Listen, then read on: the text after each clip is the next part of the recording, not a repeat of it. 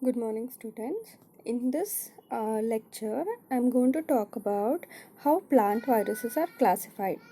Not in detail about families, orders, everything, but general classification of plant viruses. And then we'll see what are the families in that, and based on what criteria these classification is based on. Then the later part of the lecture, we'll move across to the bacterial growth curve, and then we have the synchronous cultures and continuous cultures. Continuous culture, one example is using chemostat and how you can calculate generation time, etc. So classification, the basic aim of classification only how you can segregate the thing, how you can make an easily comprehension, and then you are able to communicate with like telling that this is the group of the viruses that are not similar to the other. We are able to classify the different population of viruses. Then you can actually boil down to the ancient virus, how they are evolved, and then develop a phylogenetic relationship, that is the evolutionary relationship. In animal viruses classification also, I have mentioned certain things. I'll brief on here, and then we'll go on to the classification. Virus, we as we know it, they are called as particles because they just outside a plant cell. They are just having a genome, that is the nucleic acid, which is either DNA or RNA, which is protected by a protein coat. There are different structures of protein codes are there, but they are protected by protein code. But once they are inside the cell, outside the cell, they are just like a dust particle, they just stay there.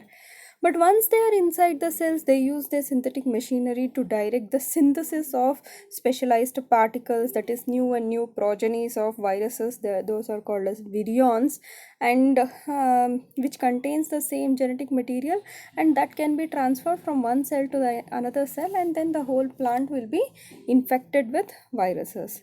So initially it was Latin binomials, which was proposed by Holmes, and then various other schemes were coming up. But the currently accepted nomenclature of viruses is International Committee of on the Nomenclature of Viruses, which was renamed as International Committee on the Taxonomy of Viruses, ICTV, for both animal and plant viruses. So ICTV, they have certain set of rules based on which the classification is very neatly done, and then you have the classification of kingdom, family, and then order, suborder, then genera, species, everything. What are the descriptions they have used in viral taxonomy is the basic properties of the viruses, like the morphology of the virus, what shape it is, what size it is, whether it is present in an envelope, or whether the capsomeric symmetry is there.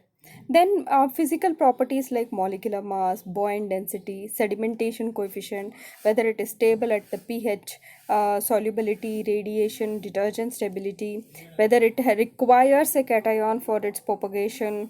Then the properties of the genome, that is the genetic material, what kind of nucleic acid it is, like DNA, RNA, single stranded, double stranded, and then whether it is linear, circular. When we say single stranded, whether it is positive or negative or ambisense, and then whether it is segmented or single genome, the size of the genome segment if it is segmented, whether the 5 prime terminal has some modification, or they are linked to polypeptide, or they are linked to some protein, or the nucleic acid, there can be any comparison. All these are properties of the genome which are used. If you come to protein, as for classification, again, what are the functional activities of the protein, how many numbers are present, the same copy numbers, whether there is a amino acid sequence comparison, if there are lipids, then what is their nature, if they're carbohydrates, what is their nature, how complex it is, then genome organization and replication, how the genome is organized, whether it is attached to reverse transcriptase or whether it is attached to polymerase, how it is organized, whether it is attached to capsomeric capsid proteins or it is freely present inside the capsid, the strategy for nucleic acid replication, like whether it is replicating in the cytoplasm or nucleus, how transcription is happening, whether it get integrated or whether it is like a single gene coding for multiple copies, or you have different codons, how transcription is occurring, how translation is occurring, how the accumulation and of virions are happening, whether they get into inclusion body and that will be the site of viral replication. All these properties are used by ICTV for grouping the uh, viruses. Apart from that, antigenic properties in sub serum type A, B reactivity, or in plants only if they are like they have show some cross reactivity into the receptor types, then they are like grouped into a similar type. Then if they have broad host range or narrow host range, they are naturally diverse, or experimentally they show some different host range. If there is any root growth only, like you have agrobacterium tumefaciens that forms tumor, it's not a virus, that forms tumor in the that crown gall it forms. So like that, if there is any localization, whether it is only to the root or shoot or in that specifically the fruit or leaves, tissue trophism, how, what is the pathology, how histopathology, whether they can be localized inside the vacuole or they are freely lying in the cytoplasm, how they are transmitted using a vector, and whether it is only to one geological area, that is like only in Himalayas you find this, or only in Indian subcontinent, or in only in the tropical region. All that is considered for the classification of viruses, as we saw in similarly in animal viruses. So they are if it is an order contains some common properties between several families. So the main criteria was which are taken into grouping viruses into orders are biochemical composition, viral replication strategy, the particle structure, and general genome organization. So coming to families, they are subdivided, telling based on the biochemical composition, virus replication strategy, genome organization, and then nature of the particle structure. What is the nature of the structure? Then coming to the genome, again what is the genome, coming to the genus, again what is the genome size, organization, number of segments, see whether there is sequence homology, what kind of vector it is transporting, and viral replication strategies are taken. Further division into species will be common properties like genome rearrangement, sequence homology, serological relationship, vector transmission, host range, pathogenicity, tissue trophism, and geographical distribution. This will uh, finally divide the genus into species. So the criteria again, I'm repeating here: structure of the virus particle, physiochemical properties of virus, presence of lipid or not, properties of nucleic acid, viral proteins, serological relationship, activities in the plant, method of transmission. If I start telling you each and every criteria, there is a way of classification, but it will be too much at this level. Anyone interested can come to me, I will give you the reference material. But here what I am concentrating is the structure of the virus particle and the nature of the nucleic acid, which is the division into orders and families, main important. Further, all the other things will come into genera and species, which is very difficult to explain in this short presentation. So based on the structure, what is the size and shape of these virus particles, plant viruses can be divided into 5 broad categories that are: A is flexus thread, like the first one, you can see the nucleic acid, it is spun with the help of the capsomeres into not like a rigid rod, it is very flexuous and filamentous like viruses. Second group is rigid rod like viruses. You can see the second B, what is there. Example, I think everyone knows, that is TMV, is an example for rigid rod like virus. There is arrangement of the nucleic acid with the help of capsomere in terms of circles, and this is very rigid structure. The third classification type is short bacillus like virus. Here you can see the C, short bacillus like virus. It's looking like bullet shaped, what we saw in rabies virus, that is rhabdoviridae. This is short bacillus like virus. And the fifth one is the most accepted, and most many of the viruses fall into this, is isometric polyhedral virus, that is icosahedron, representing the 20-sided symmetry of the protein subunit of isomeric viruses. The last one is Gemini virus, consisting of twin particles, that is this one, E. There you can imagine it as two isometric polyhedral viruses fused. These are like Gemini virus, they are called as Gemini virus. So based on the structure, outer structure, the classification was that. And now actual classification based on the type of nucleic acid. Like the first one, you can see there are few genera which are not put into any families, they are like other, but still they contain the first biggest group, that is positive single stranded RNA viruses. So positive single stranded RNA virus, you can have a short genome, you can have segmented genome. In segmented genome, you can have single segment, double segment, you can have large single stranded RNA genome with single segment, double segment, triple segment, 3 times segmented, that means it has 4 fragments. And then you have a small RNA genome, you might have to remember few examples, like you have the first one, small RNA genome, that is Tobamo virus. And then you have the segmented small RNA genome, positive RNA, Tobra virus. Then Hardivinia, that is double segmented single stranded RNA virus. Now these are put into icosahedral, you have so many subfamilies.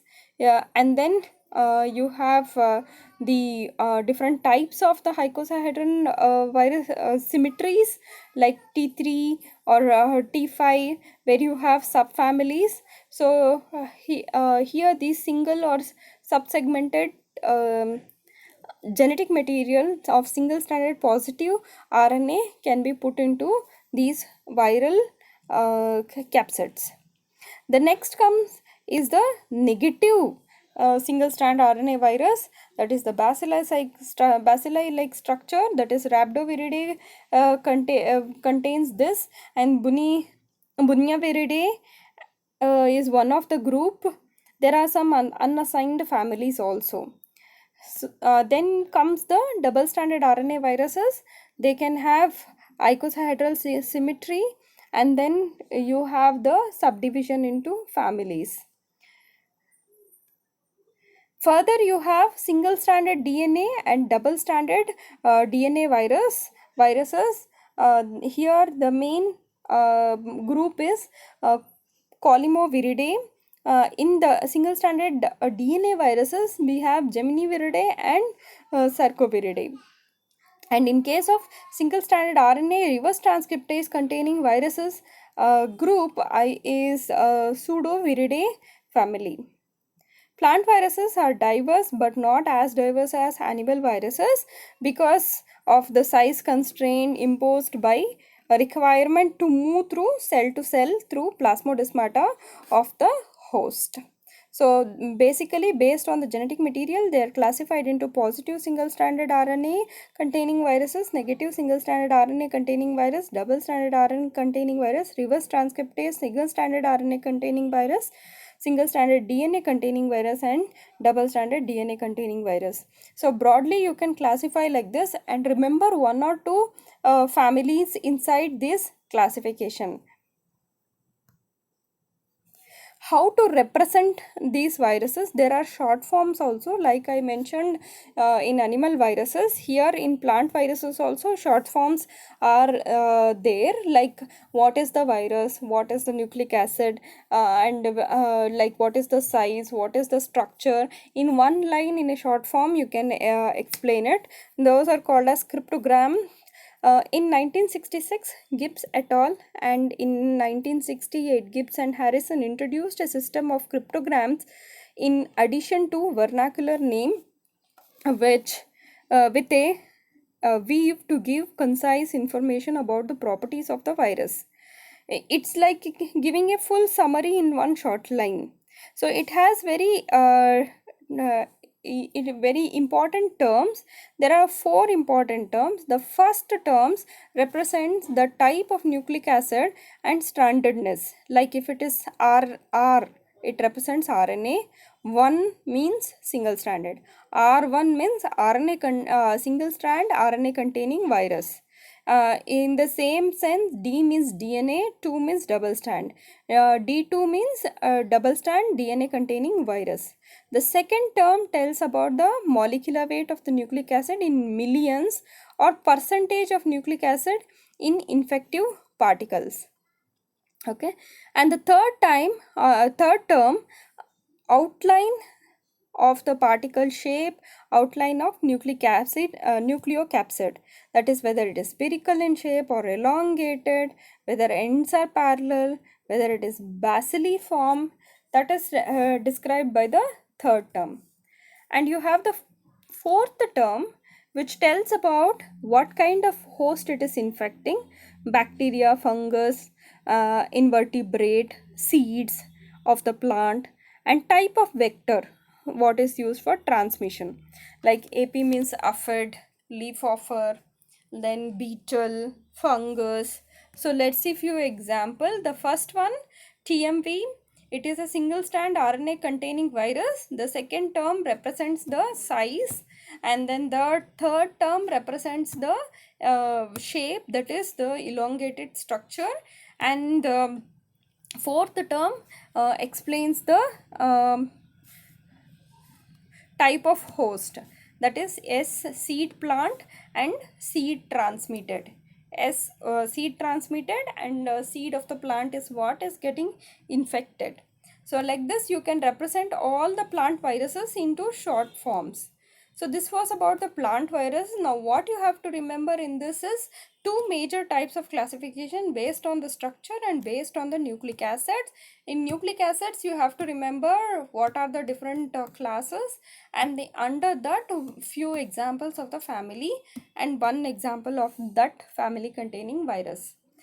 So in the second part of this presentation, I am going to talk about the growth curve. So you all know that when we say growth, it's a complex process, right? And you have construction of some materials, you have breakdown of some material. When we say growth in terms of humans, it is like the cells are dividing. In the same way, bacteria also, the cells will be dividing.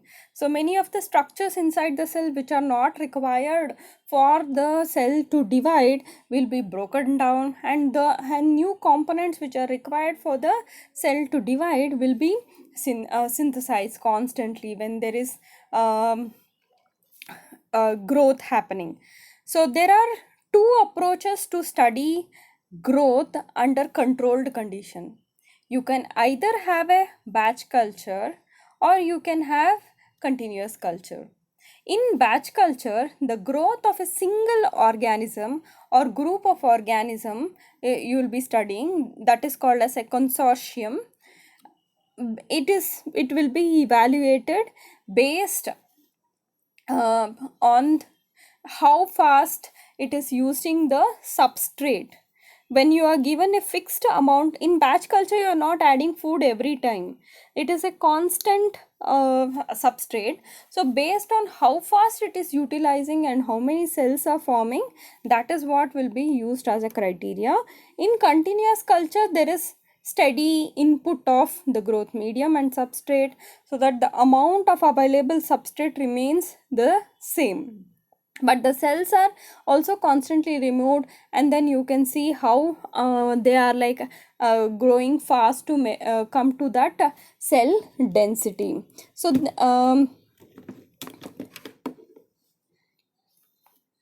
so based on this, like the behavior in the batch culture and behavior in the continuous culture, you can modify the commercial production of variety of microbial products like antibiotic, vitamins, amino acids, and they're like you can produce in large batches if they are very good optimal growth and they are producing the required product in the batch culture.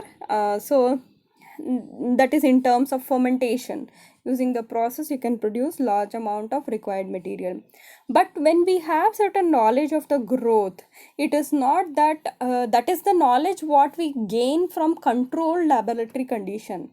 When we are trying to correlate that with the natural, that is growth in natural soil or water in water environment, there is a large amount of complexity and you cannot directly correlate it. But in batch cultures, where what happens, or in continuous culture what happens, there is a limited growth. You maintain the pH, you maintain the temperature, and only the criteria will be the variation in the the substrate will get depleted and there is more and more of growth.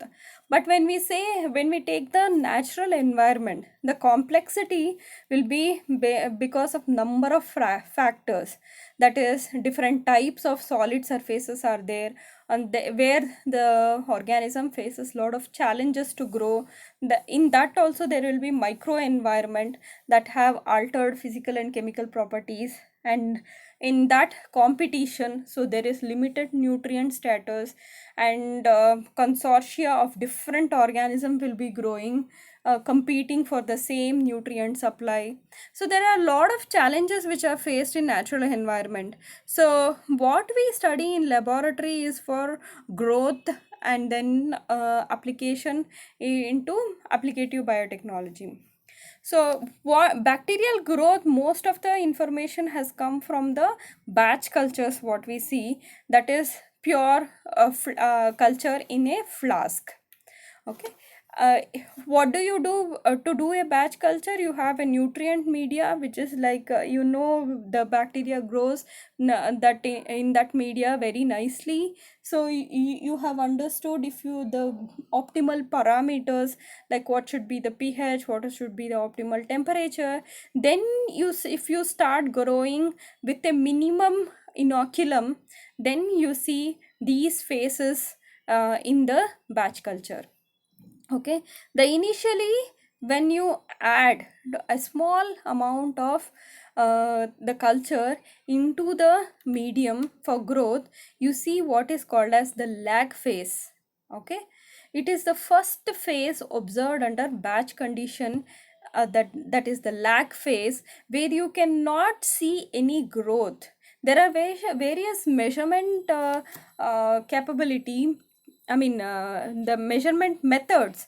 Like after this topic, I'll be concentrating on enumeration of bacteria, where you can see you have different methods by which you can see how growth is happening in one batch culture or anywhere. Okay. So in the lag phase, you cannot measure the rate of growth. That doesn't mean there is no growth. There might be very minute, but that is like we cannot measure it, so it is essentially the growth rate will be zero.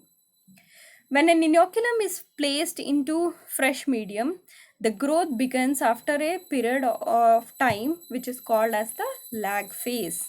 The lag phase is defined to transition to the exponential phase after the initial population has doubled, because the cells have to physiologically adapt to the culture conditions. That is, this may involve a time requirement for induction of specific messenger RNA and protein synthesis to meet the new culture requirement. So the lag phase will have low initial densities or of organisms. So once the organisms have acclimatized to the culture condition, that is, the cell density will start increasing. So the next phase is what we call as the exponential phase. Okay, the line which is moving up, you can see that is the exponential phase. It is the second phase of growth observed in batch cultures, and the exponential phase is very characteristic by a period of exponential growth. Now this is the time where there is rapid growth, and you can measure that increase in the growth. So so initially you have one cell, then the cells will get increased into two, and the bacterial cell will divide, and then into four. You can either represent it in terms of geometric propagation or a mathematical representation. So if you have an exponential growth and you are representing in geometric propagation, initially it will be only one cell, that is 2 to the power of 0. Then it will start increasing to 2 cell, that is 2 to the power of 1. The third division, it will become 4 cells, that is 2 to the power of 4. Like this, till the substrate is completely depleted, you can go up to 2 to the power of n number of cells. So it can also be mathematically represented in quantitative manner. For example, if the initial cell number is x is 0, the number of cells after doubling, I mean n number of doubling, that is 2 to the power of n into x0, will be the number of cells at the end of the completely depleted batch culture. So here, if you think like x0 represent the cell number, then x0 can be used to represent cell mass also. Mass will be easy because I just have to spin down and measure the amount of mass increase within the span of a time. So if we want to measure the rate of growth, what is happening in the exponential phase, then the formula will be dx by dt mu x.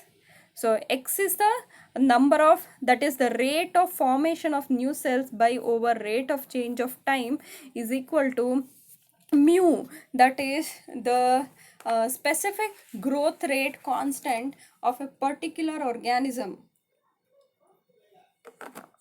into x, number of cells or mass of the cells.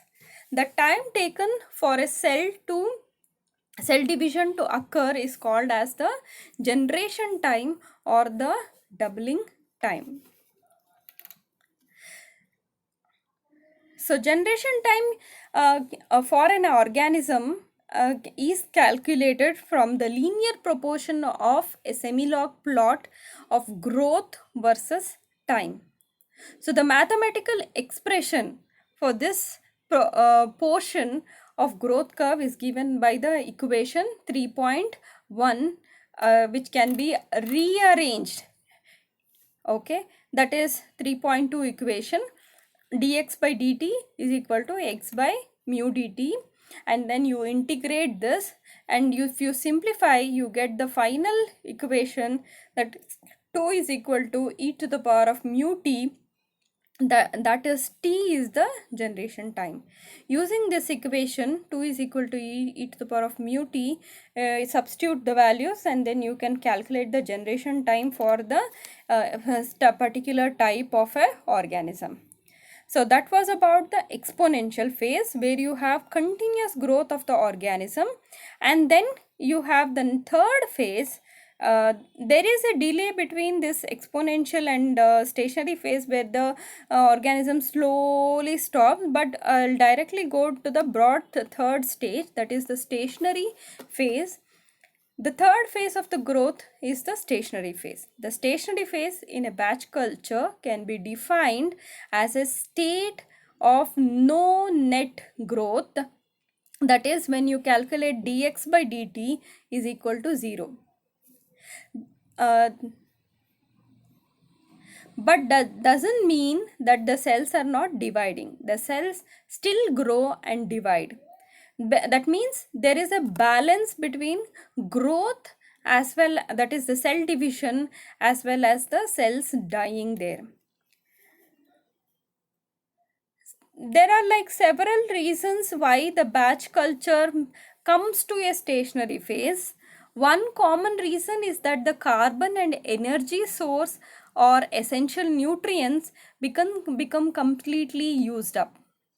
When a carbon source is used up, that means all the growth all the growth does not stop, but there will be certain cells dying. They provide the carbon source, and then there will be growth from the dead cells, that is endogenous metabolism happen.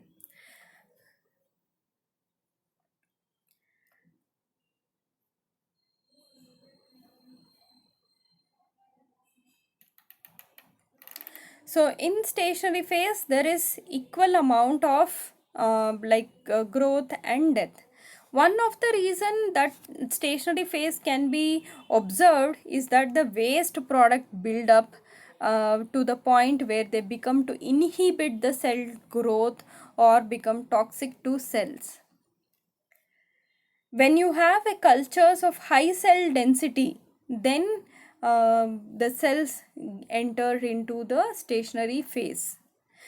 The stationary phase is also like it is not very balanced, but it is an unbalanced state where the cells slowly are getting depleted, and then they enter to the next phase, that is called as the death phase. The death phase is the final phase of the growth curve, and which is characterized by net loss of culturable cells.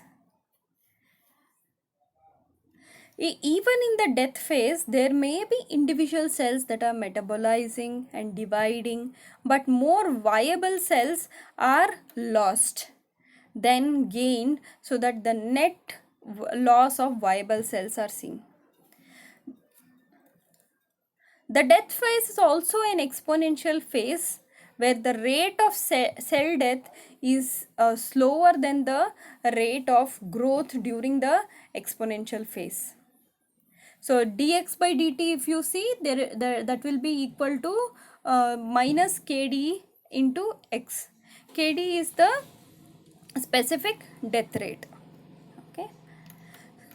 So there are many factors you can actually explain, that is when the substrate concentration is very less, or when the substrate concentration becomes like equal, and the substrate concentration is when it is more, that is when it is more means it is shifting from the lag phase to the log phase. These experiments were done by Monod, and in detail you do not have. The what you have is the how, if you have a batch culture and if you induce the cell with certain shock, that is when you have a heat shock or when you increase osmolarity of the content suddenly, how the cells will adjust to the stationary phase. Stationary phase is very important because in the stationary phase many of the secondary metabolites are extracted, and the cells under pressure they give out some important commercially important pharmaceutically important chemicals. So that adjustment of the cells to the stationary phase, because the variations how they adjust is dealt in next lecture.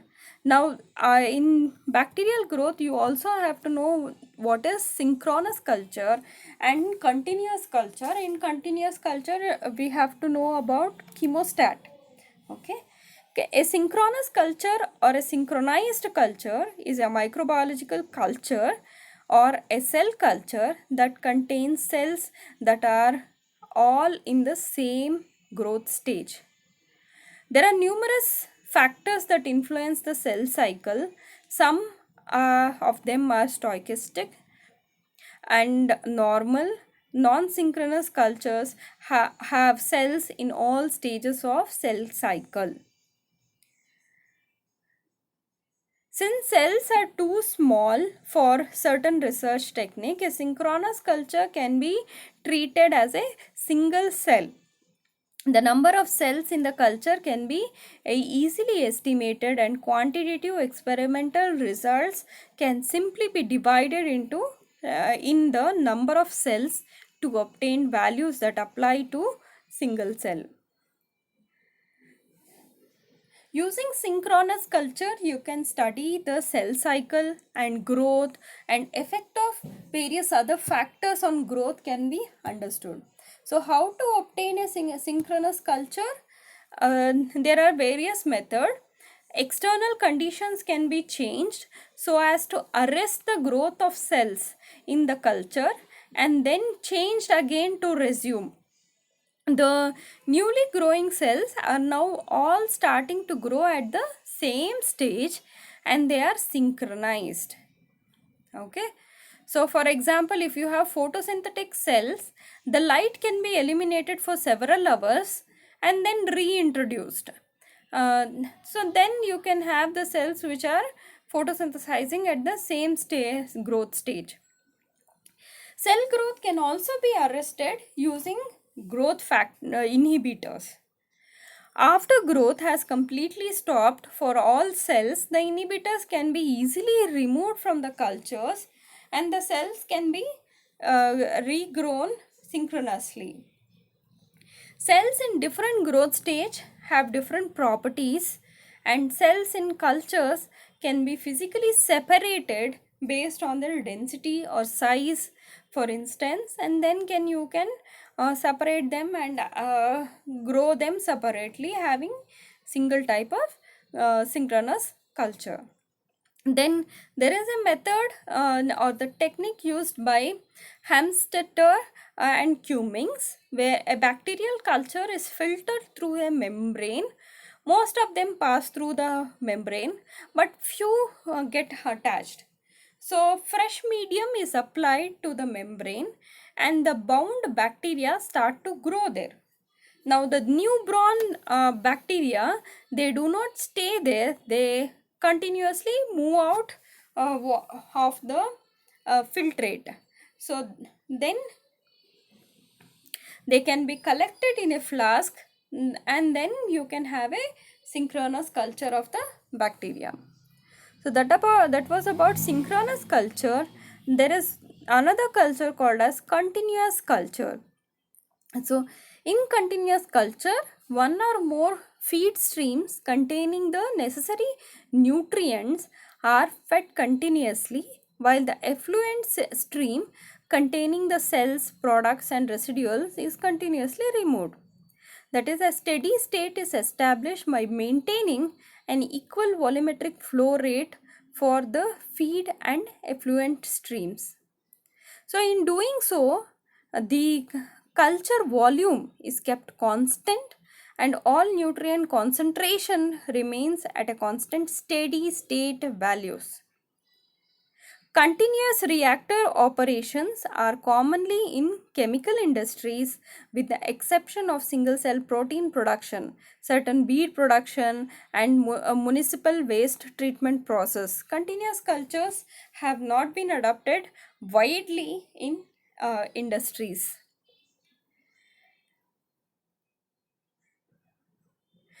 Because there is a difficulty in maintaining the sterility when you are like there is steady state removal, and if you can have contamination, mutation and other undesirable things in continuous culture. One of the way which you can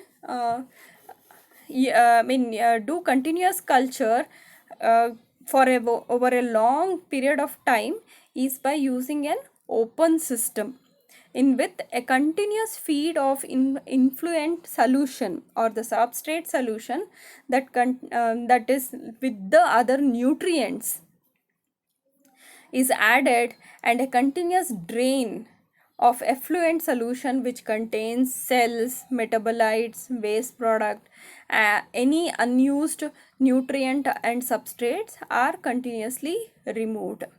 So such kind of a construction apparatus is called as the chemostat, and the vessel that is used as a growth container in continuous culture is called a chemostat. In a chemostat, one can control the flow rate, maintain a constant substrate concentration, as well as provide continuous control of pH, temperature, and oxygen levels. So all this, if you maintain, there is a controlled rate of growth which can be optimized for the production of specific microbial products. For example, primary metabolites or growth associated products such as ethanol, or secondary metabolites also, or non-growth associated products such as antibiotics is produced using chemostats.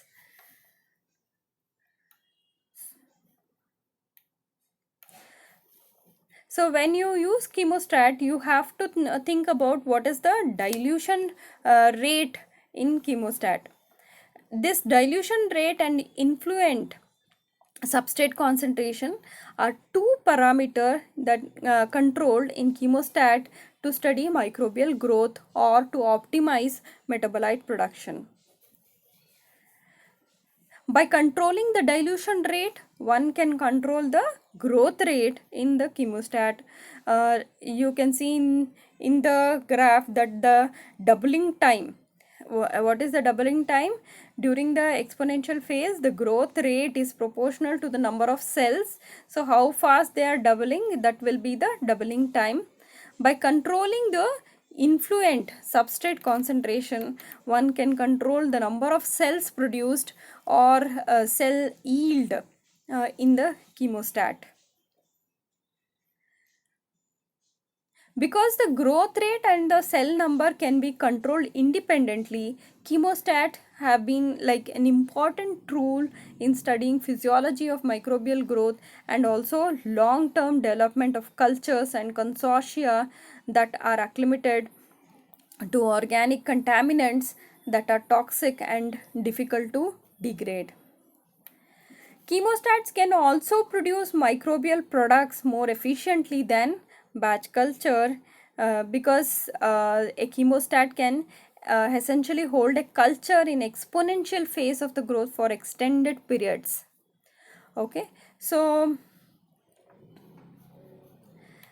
in a chemostat, if the growth of the medium undergoes constant dilution, if you want to represent the number of cells that is changing due to influx of nutrient solution, if you want to represent the growth, that is dx by dt, which was equal to mu x, now you have to include one more factor, that is the dilution rate. Now the whole equation of the 3.1 changes to dx by dt is equal to mu x minus capital dx, where capital D is dilution rate, that is ml per time, mu is a specific growth rate, and x is the cell mass or the volume. So in this diagram you can see that the steady state where there is no increase or decrease in biomass will be reached when mu is equal to D. If mu is greater than D, the utilization of the substrate will exceed the supply of the substrate, causing the growth to slow until it is equal to dilution rate. If mu is less than D, the amount of the substrate added will exceed the amount utilized. Therefore, the growth rate will increase until it is equal to dilution rate. That is, mu is equal to D.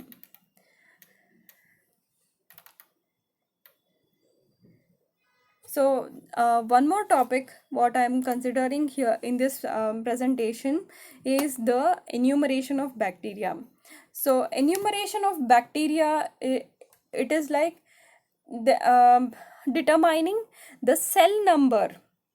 This determination can be achieved by direct methods or indirect methods. Okay, the direct methods includes viable count. Indirect methods, you have other like measuring the ATP or manometric methods can be used. So we'll take a peach under the heading viable count, total cell count, and increase in turbidity. Under viable count, you have like plating techniques.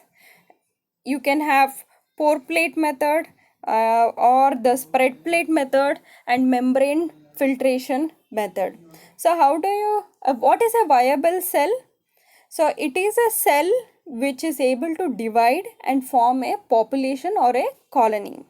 Okay, so here this cell we will indirectly uh, count this viable cell by what we call as plate count.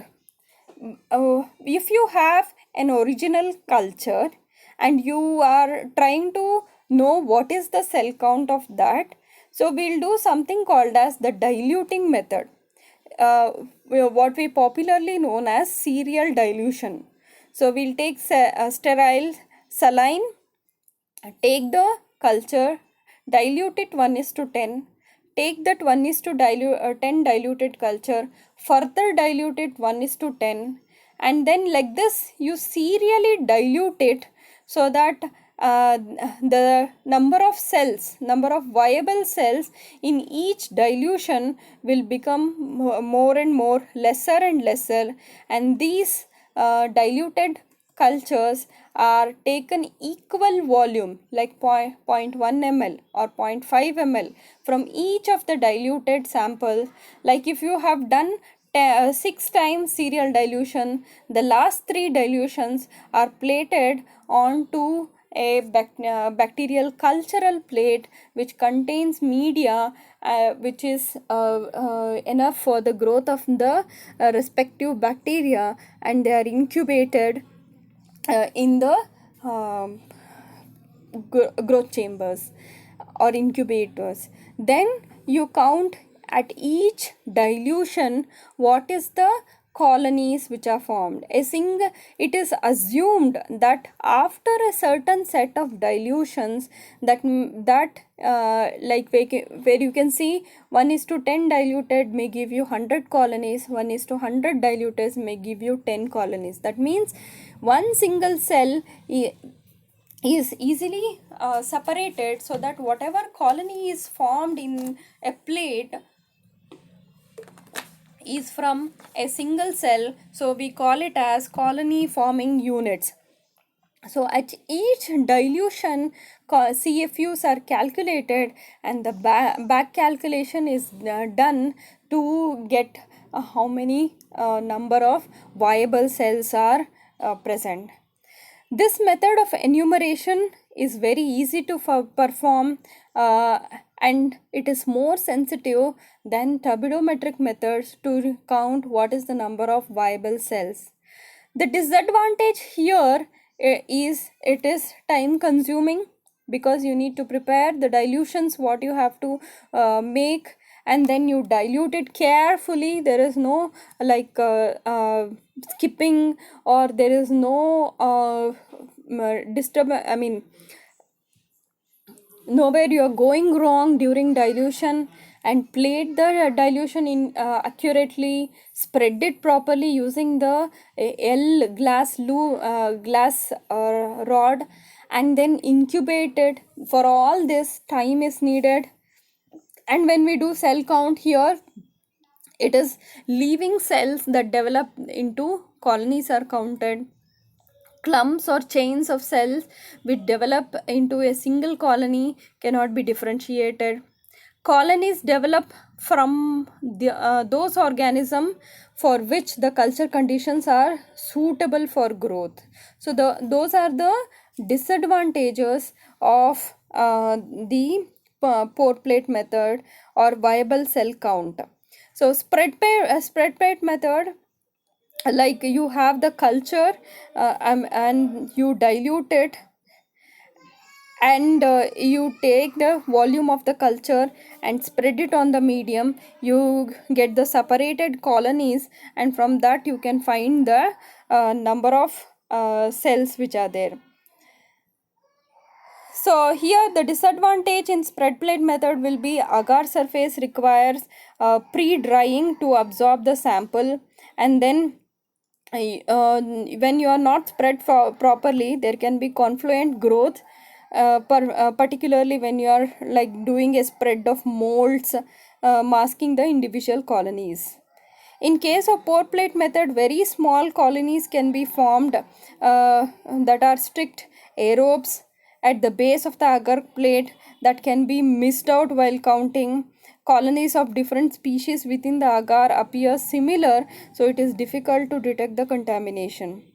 So apart from pore plate method, spread plate method, you have membrane filtration methods where you can filter the culture dilution and then put that filtrate onto the agar medium. So here the advantages, we can detect the lower concentration than other methods.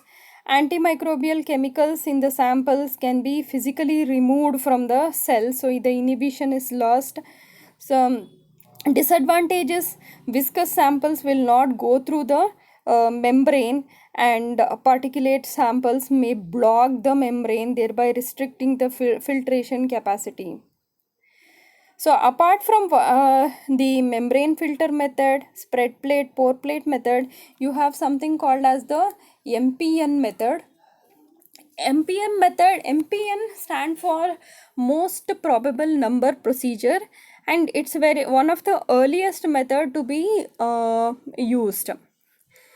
It is widely used in sanitary bacteriology to estimate number of coliforms in water, milk, and other foods. Coliforms are bacteria that reside in the intestine of warm-blooded animals and are regularly excreted in feces. So they belong to the family Enterobacteriaceae. MPN procedure is a statistical method. It is based upon the probability theory. Samples are serially diluted to a point of extinction, that is, to a point where there are no more viable microorganisms. You serially dilute like 15 times, 20 times the same starting sample. To detect the endpoint, multiple serial dilutions are inoculated into a suitable growth medium, and the development of some recognizable characteristics such as acid production or turbidity is used to indicate the growth. The pattern of positive growth uh, replicates, and statistically you can there is a probability table which you can use to determine the concentration of the organism, and that is the bacteria in the original sample. So MPN, usually when you do a plate culture, it is a single plate culture, and then why colonies is detection is direct. But here MPN are made in replicates of three, of each dilution. The more replicate tubes used, the greater the precision to estimate the size of the bacterial population. In this, okay, you can know the most probable number of the uh, organism. So that was the viable count. You can have direct counts also. Direct counts are like total cell count. You can have a dead cell or you can have a viable cell. So this kind of direct total cell counts are by using direct microscopic counts or turbidity methods. You can use the mass determination, or you can use the methods where you can estimate the amount of nitrogen or protein or nucleic acid present. Direct microscopic counts are possible using counting chambers. You can have a slide onto which you can have a small area which are like marked with lines, and these slides are called as Terrauf-Hauser counting chambers, where you can take a known volume of your culture or diluted culture and place it in this counting chamber, and then use it by using the microscope. These counting chambers are of specific dimension. The length and breadth are defined so that you can have a formula, that is number of bacterial cells per cc, which will be equal to the average number of cells per large there are like double lines, and you can have large squares. So the average number of bacteria per large double lined square, the dilution factors what is used, and I mean the dilution factors, you have, if you have diluted from the diluted factor prior to adding to the chamber, that is what volume you have added. Using that you can calculate what is the number of cells present. Apart from this Terrauf-Hauser counting chamber, you can have hemocytometers also, where each cell can be easily counted.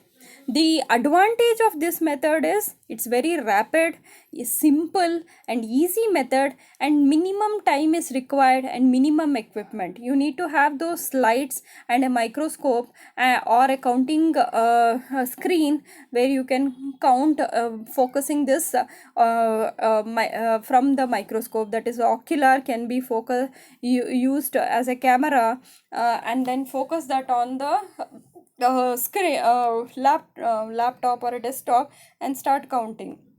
The morphology of bacteria can be observed as they are counted. So whether they are rod shape, small, you can easily see and you can count how many are there in one square. Very dense suspension can be counted if they are diluted appropriately. So what are the limitation of this direct microscopic method is you cannot distinguish between a living cell and a dead cell. You are just serially diluting the sample and taking the sample and checking, so you cannot know whether the cells what you have counted are living cell or dead cell. Small cells are difficult to see under the microscope, and some cells are probably missed. The precision is very difficult to achieve, because one particular dilution you start counting, you might get different values and count like 10 to 15 10 times and then take an average of it, or if you get a consistent value, stop at that time. A phase contrast microscope is required when the sample is not stained. Here of course the slides what we use are not stained, so definitely we require a phase contrast microscope to do a direct count. The method is not usually suitable for cell suspension of low density, that is per ml of cells which are less than 10 to the power of 7, then this method is not appropriate. Then you have to centrifuge the sample, collect all the cells, dissolve in less volume, and then you start counting. Okay, the next method is using turbidometric method. In turbidometric method, you can measure the optical density, and then over the time, like when you start growing the bacteria, you would have started with the inoculum today, and then added into 100 ml of culture, but the next day you come and see the color of the culture is changed and it looks turbid.